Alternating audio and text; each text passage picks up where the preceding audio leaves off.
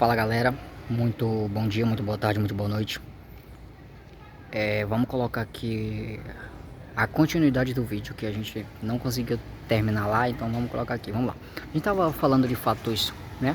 Fatos sociais, fatos jurídicos e fatos políticos que envolvem a nossa sociedade como um geral. O que acontece?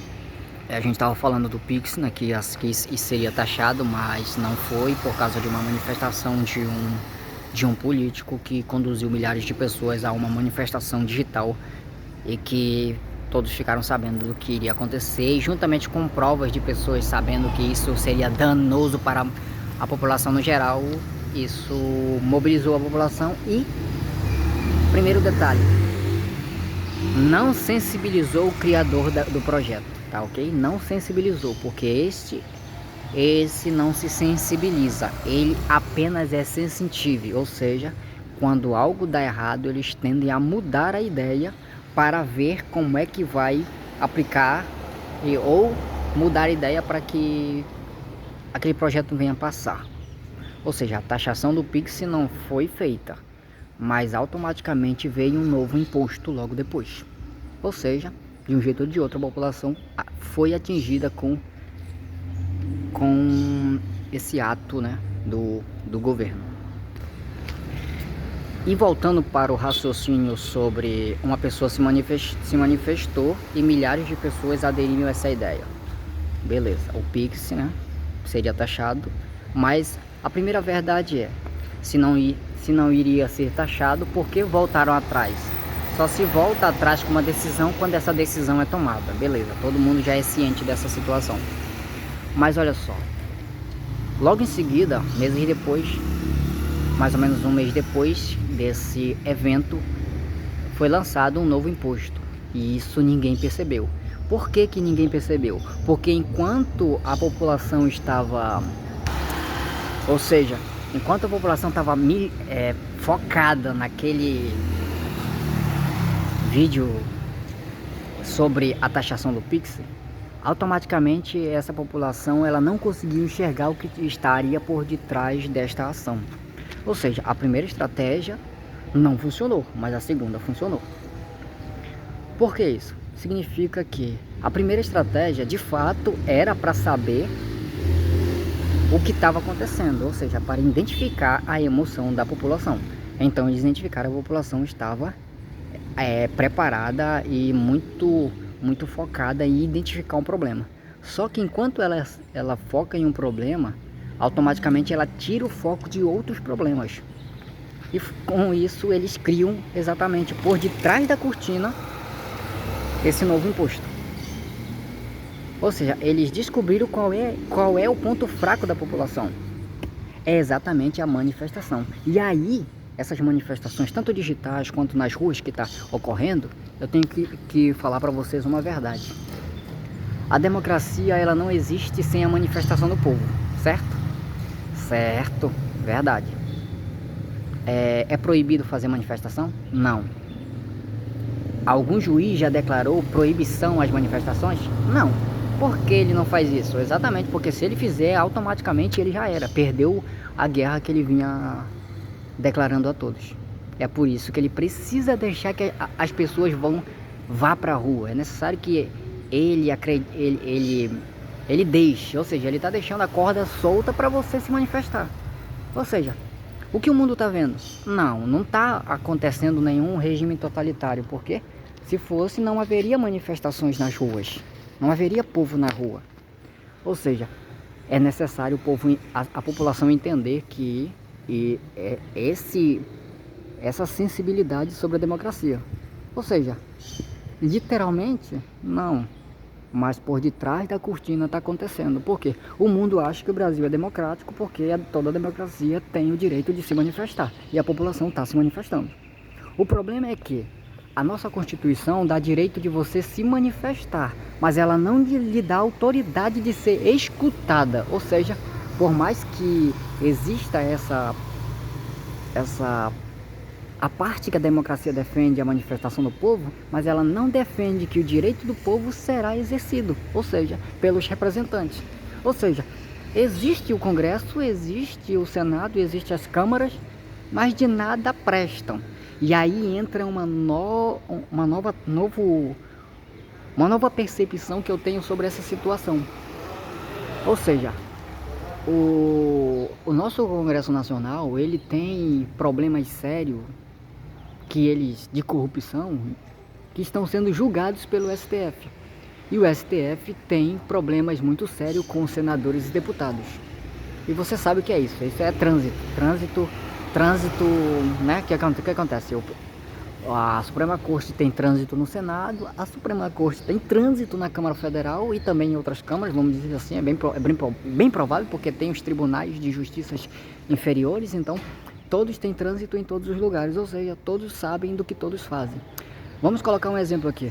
Vamos dizer que um senador tenha uma grande empresa e essa grande empresa tem um grande problema com seus funcionários.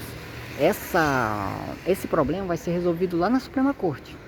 Para esse problema ser resolvido, o Senado precisa dar apoio a qualquer projeto que a Suprema Corte fizer. Entendeu? E o que acontece? Qualquer lei que o STF criar, esse senador ou esse conjunto de senadores que tem empresas que podem ser prejudicadas dentro da corte, eles precisam apoiar aquelas leis. Ou seja, o jeito que o Congresso hoje tem de defender o Supremo Tribunal Federal é ficando calado. Por quê? Porque senão todo mundo se lasca. Eu não vou nem entrar mais no mérito. O que acontece?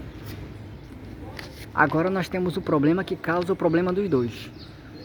O acúmulo de poder. O que é o acúmulo de poder? O Senado perdeu todos os seus poderes quando eles se corromperam dentro da sociedade. Fizeram tudo de errado, imóveis que não pagam conta, imóveis que não são pagos, dívidas que não são legalizadas, empresas que não são legalizadas, tudo vai para as mãos do juiz da Suprema Corte, beleza? Então, o que acontece nesse caso? A Suprema Corte quiser, a hora que ela decide quebrar um senador, quebrar um congressista no meio, ou fazer com que esse cara perca totalmente todos os direitos, ela vai fazer. E para ele não perder, ele vai ter que, né, mover os pauzinhos dele para fazer com que a Suprema Corte não fale nada. E um jeito de eles defenderem a corte é ficando em silêncio. Só que ficando em silêncio, o Congresso ficando em silêncio e a corte acumulando poder, o que vai acontecer? O Congresso fica inútil e a Suprema Corte ganha autoridade, sabe para quê? Para dissolver o Congresso. Interessante, né? Dissolução do Congresso. Só que nós temos aí um novo problema, que agora eu vou ser mais aberto, antes eu não falava. A Suprema Corte, assim como o Presidente da República e o Congresso, eles têm uma, vamos chamar de prerrogativa, de acionar as Forças Armadas. Opa, peraí, entramos em mais um problema, né? Se o presidente não pode acionar as Forças Armadas por causa que ele é corrupto, nós temos o Congresso para acionar. O Congresso não vai acionar porque se acionar, a Suprema Corte detona todo mundo. Beleza. Qual é o órgão que vai restar para acionar as Forças Armadas de acordo com a Constituição? A Suprema Corte. Esse é um grande problema. Por que eles não acionam? Porque as Forças Armadas ainda não estão totalmente cooptadas ao sistema corrupto mundial, que é o sistema da esquerda, a ideia desse esquerdismo aí. Não está totalmente. E se eles sabem que não é possível cooptar as Forças Armadas, eles vão procurar um outro caminho. É que agora que eu vou falar 3 coisas que eu identifiquei com o último fato que aconteceu. Vamos lá. Nesse dia 9, dia 8, né? Dia 8 de abril, 8 de abril, olha o que aconteceu, presta atenção. Foram criados 160 cargos no Congresso, ok? O Congresso aprovou 160 cargos para dentro para a Suprema Corte, ou seja, serão 160 novos cargos dentro da Suprema Corte. Esse é o meu entendimento, tá, gente? Eles não criaram, vamos dizer assim, cargos. Na minha concepção, eles criaram funções. Por quê? Lembra que eu acabei de falar da dissolução do Congresso? Pois é. Quando acontecer a dissolução do Congresso, nós temos duas opções: continuar com as eleições ou transferir as eleições para dentro da Suprema Corte. Presta atenção. Vamos lá, primeiro, se a Suprema Corte substituir as eleições para dentro da Corte, ou seja, se as eleições forem levadas para dentro da Corte, estou falando das eleições eleitorais mesmo, se for levado para dentro da Suprema Corte, sabe o que vai acontecer? Não haverá voto para eleger juízes para a Suprema Corte. Ou seja, eles têm esse problema. Eles precisam resolver isso. Eles vão resolver. E aí já tem lei, já tem projetos tramitando em muitas mesas aí. Se ele deixar a eleição do lado de fora, o povo derruba todos eles. O que significa que as eleições dos próximos anos estão correndo por cima da prateleira, como ratos, procurando comida. Ou seja, o povo vai achar que vai estar tudo bem. Mas é aí que acontece. Dissolvendo o Congresso, criando umas novas eleições para votar em juízes, o que vai acontecer? Lembra da Venezuela? Lembra o que o presidente da Venezuela fez para tomar o poder? Dissolveu o Congresso. A Corte brasileira já está cooptada, o Congresso já está de joelho, vai se tornar inútil e isso será usado para que o Congresso seja dissolvido. Por quê? O Congresso não se manifesta, o Congresso não entra para peitar a Suprema Corte, de nada serve. E se de nada serve, um funcionário que não serve para nada, ele é demitido. Não vou nem entrar mais em especificações, que é para você procurar um pouco pensar na sua vida. Então pega essa ciência aí. Dissolução do Congresso, eleições para a Suprema Corte e novos cargos para a Suprema Corte. Agora eu vou jogar o que vai acontecer. Lembra que nós temos congressistas totalmente enrolados com a Suprema Corte? Tem um filho de Satanás fazendo barulho aqui perto. Aí pode interferir aqui no áudio. O que acontece? Com mais cargos dentro da corte, significa que pelo menos novos senadores e deputados federais que já têm trânsito na Suprema Corte vão deixar o Congresso e vão migrar para dentro da Suprema Corte. Mas só que você aí do outro lado tá me chamando de otário, tá me chamando de louco, porque eu não sei o que eu tô falando. Mas eu vou dar a vida é feita de cálculos e de algoritmos. Algoritmo é tudo que você coloca um do lado do outro e dá um resultado lá no final. O que começa às 7 da manhã termina no horário de dormir. Todo o processo que você leva para ir até o trabalho é algoritmo. 1 mais 1 é 2 e 2 mais 2 é 4. E se você somar números e mais números, vai ter um resultado. Quando você soma números diferentes, você vai ter um resultado. Se você soma números iguais, você vai ter resultado. Então, se você pegar todos os fatos que estão acontecendo, todos os fatos e acontecimentos, você vai identificar que a probabilidade de acontecer no ano que vem grandes acontecimentos, ou acontecimentos que são resultados do que se soma hoje, você vai parar de me chamar de louco.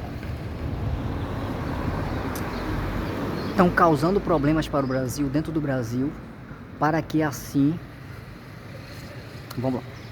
Deixa eu só reformular. Estão causando problemas dentro do Brasil, criando um atrito entre o Brasil e a potência mundial mais forte. A potência mundial vai aplicar sanções sobre o Brasil e a população vai sofrer. A população vai sofrer e vai ficar contra a nação mais rica do mundo e não contra os caras que estão criando problemas aqui. Esse sistema de querer dominar através do problema dos outros, isso está acontecendo praticamente, quase aconteceria na Ucrânia.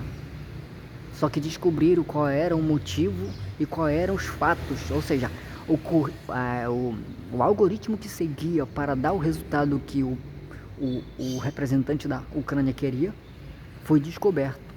E é por isso que os Estados Unidos acaba se aliando com a Rússia para que esse tratado seja finalizado e acabado o mais rápido possível para que essa guerra não continue. O Brasil é a mesma estratégia. Causa um problema dentro da nação que afeta a nação mais poderosa do mundo E aí eles, com toda certeza, qualquer nação iria se defender e também ia atacar. E atacando atingiria a população. E a população iria sofrer.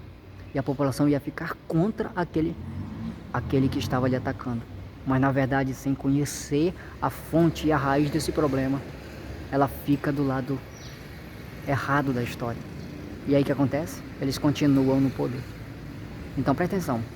As eleições, dissolução do Congresso, poder total para a Suprema Corte e senadores migrando para funções dentro da Suprema Corte. Pega essa visão e eu não sei nem o que vai acontecer daqui para frente comigo. Tchau.